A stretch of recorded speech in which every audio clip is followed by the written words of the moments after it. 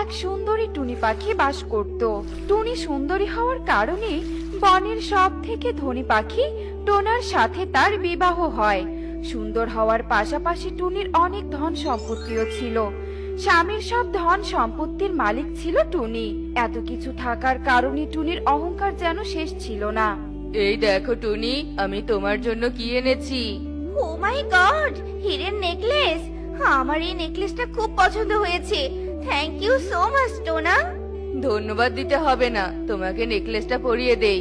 এরপর টোনা টুনিকে নেকলেসটা পরিয়ে দেয়। টোনার এত যত্ন আর অর্থ সম্পত্তির জন্য টুনির অহংকার আরো দ্বিগুণ হয়ে যায়।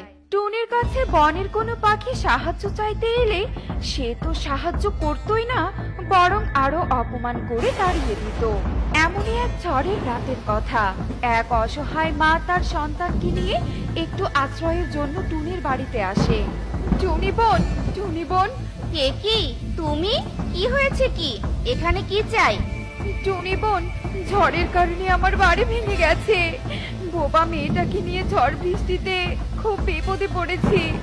তোমাদের বাড়িটা তো অনেক বড়, আমাদের মামিকে একটু আশ্রয় দিবে গো? কি?